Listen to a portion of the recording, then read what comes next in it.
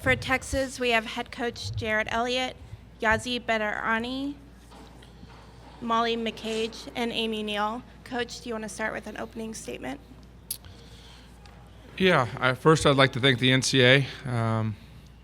They ran an unbelievable event here today, along with the event staff. And the Nebraska fans were fantastic. You know, when we arrived today, they were 3 deep and cheering for us and saying good luck. And you know, it's great to see where the sport is going. To have this kind of fan base, you know, and showing the rest of the, you know, the NCAA and everybody else about how the sport is growing is tremendous.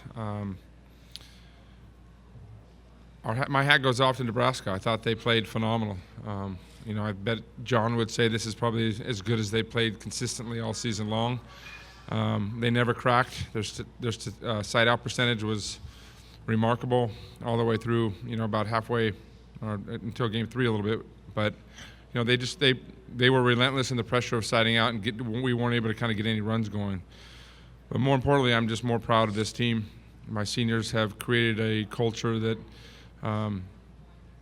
has never been created for in terms of the chemistry and the trust and the unity.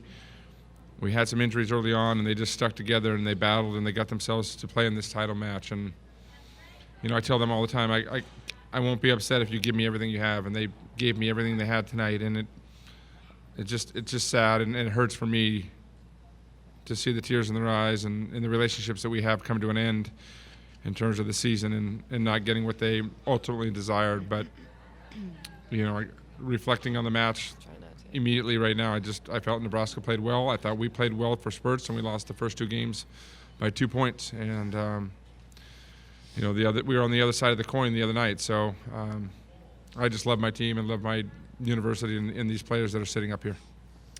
We'll open it up for questions now. Please remember to state your name and affiliation prior to your question. Jack Hammond with Volleyball Magazine. Coach, in the 3rd set, you dialed your lineup so that you would, as it turned out, among other things, have your freshmen match up with their freshmen. What were you thinking? What do you think the results were with that decision? Well, what I was thinking was Fecky was on fire. You know, she was hitting 562, so we were trying to slow her down. She ended up hitting 385 on the match, so we were able to kind of contain her a little bit more, but she was, you know, she was the difference maker in the match, and we didn't have an answer. So we were just trying to get that matchup on her to try to kind of slow her down a little bit and give ourselves an opportunity to kind of get some more transition points, because that's where we were struggling.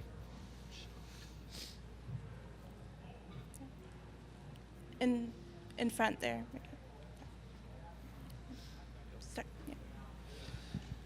Chris Tobolski, prepvolleyball.com. For the seniors, can you put into words the emotions of this loss? Well, it sucks. Not in a short sentence, but I can tell you right now, I wish I was not a senior. I wish that I had more time with this team. I think that not only the volleyball part, like besides that, just the relationships I have with these players is incredible, and the bond we had with our coaches was different than any other year that I've been here. And the amount I'm going to miss them is insane. That's the thing I'm going to miss the most, is just how much fun I've had with them. And I wish we could have won a national championship, but I think that we fought hard, like Jarrett said, and I really regret nothing with this group. I think that they're incredible and the best team I've ever been a part of. Same. Michael Shapiro with Daily Texan. Coach, you guys were down 2-0, backs against the wall. What was your message to your team as you head to the locker room? Well, we were going to flip the dial a little bit more. We wanted to get more middle right side involved with our offense and transition, or out of system, getting Yazzie a little bit more, couple more swings over there, because we were having a hard time scoring out of system. You know, and it's one of the areas that, you know, we kind of struggle with some of the personnel out. We just didn't have a lot of back row options in 3 of the rotations to kind of get us out of some of those situations. But, you know, I felt like I told them, I said, hey, we're battling this. I think they're playing out of their mind, and we just got to stay with the mission and stay focused about what we're doing and see if we can serve a little bit better and do some things to get them out of system. But, you know, it was a 2 deuce games. We weren't far behind in being up 2-0. In front. Mike Malloy, NCAA.com. Molly, this is the second time you've played Nebraska. What was the biggest difference between the first match and this match? Oh, of this year? I mean, like Jarrett said, they were just in system constantly, and they were not high error. I felt like the last time we played them, we were able to just sneak in and make long runs for ourselves. But this time we played them, their side-out game was incredible. And so, I mean, we tried to manage our game, but they were on fire, and they were really good.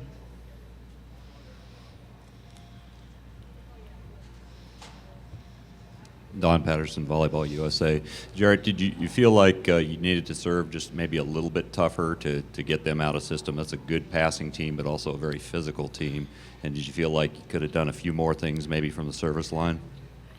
We tried everything. I mean, we were the only thing we didn't do is serve short.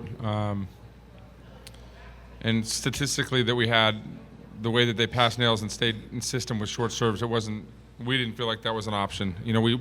We moved over from, I don't know how many understand this, but over to zone 5 to zone 1 to try to pull them off, got their percentages down a little bit. The reality is, their side out percentage was good. We were getting opportunities to score. We just couldn't score out of system. That was the biggest thing early on. I mean, our lefts had a hard time with the size block, and they were playing great defense. And, we were making more. If you would have asked me before, I would say that we were managing our game a little bit better, at least from our side than we did tonight. And I would say Nebraska usually makes a few more hitting errors and gives you points at times. And tonight they were, under 12% hitting errors. Their kill percentage was great, and they played phenomenal. Sometimes you run into a team that plays that well, and feeding off that crowd for themselves was great. But we didn't. It was the discussion we were having as a staff. I don't know what else we could have done.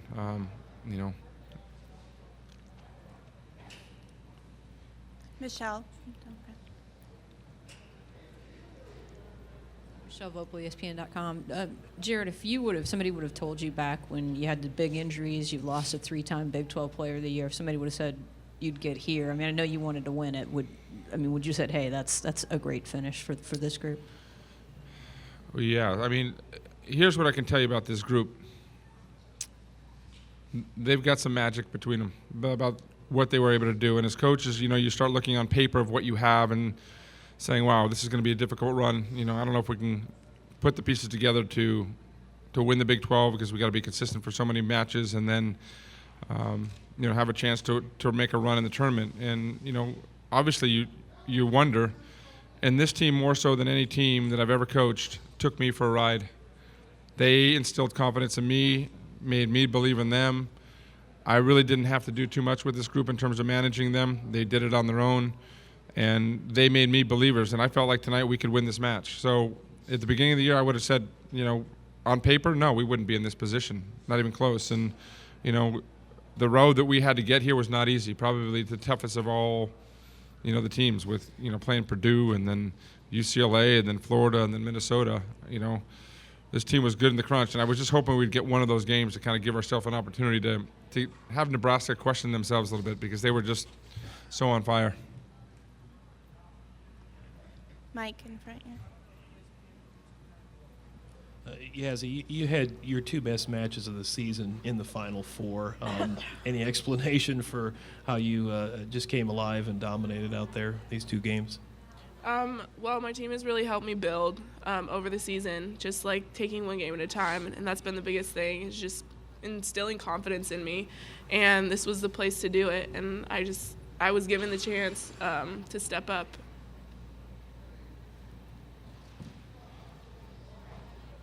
Jarrett, Folke was I'm over here, I'm sorry. I saw the lights are so bright. Yeah, sorry. Folke was the MOP, and she's a freshman. You had to have had some sort of a plan for her. What did you plan, and what do you think she did to be able to be so successful? Well, each team has their systems and their routines or the routes that they run, and we have the tendencies in terms of what we want to be able to stop. And look, when they're in the finals for a reason. They've got good balance. They've got a lot of players that can hurt you, and they're, when we talk about being in system, if you're in 75% of the time, which they were the majority of the match, it's going to be hard to stop. And so because of the speed of the set and all that, and so we have some size issues with our team. That's one of the concerns that we had. Amy's not real tall, Chloe's not real big. It makes those seams become a lot bigger than they were compared to if we were a little bit longer and lengthier. And so, the difference is, can we get a little bit longer and lankier, which we plan on doing here. But it's, I didn't think she'd be hitting the numbers that she hit tonight, that's for sure.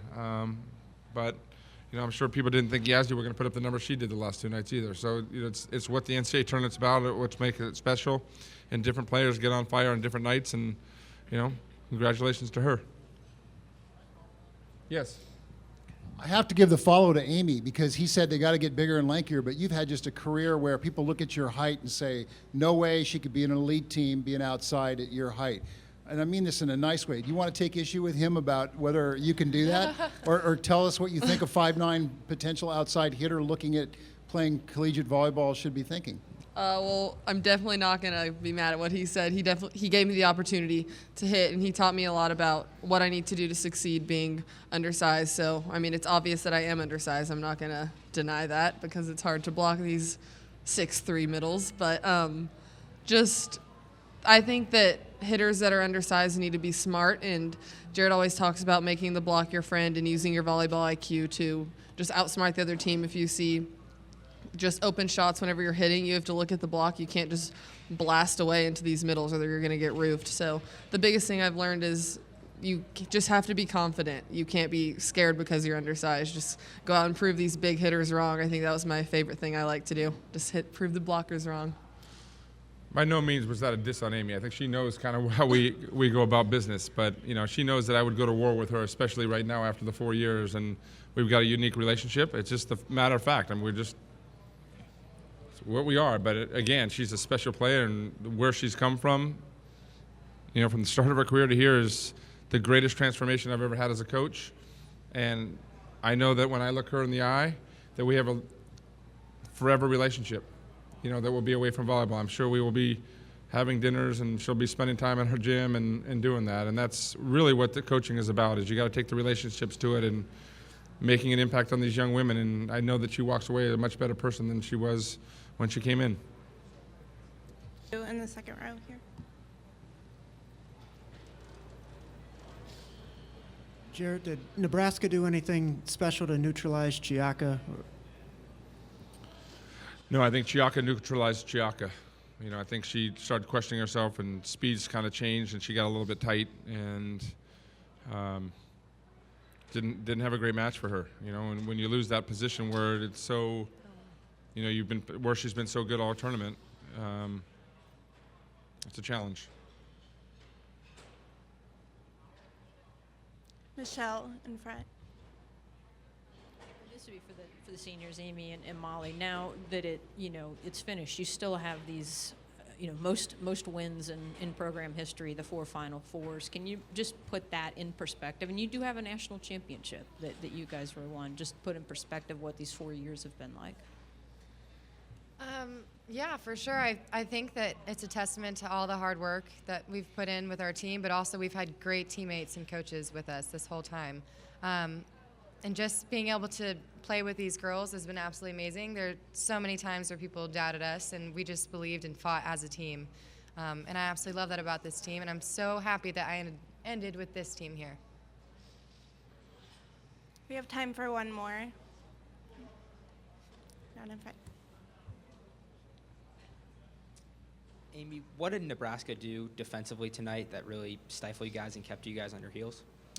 I honestly think just playing defense, I think that they'd get a good dig or a good touch on the block, and they'd come back just swinging away. And I just think they weren't timid at all and just came out and weren't afraid. Their defense and touches and passing was incredible, and that's what made them succeed, I think. All right. Thank you all. And congrats on a fine Thank you. season.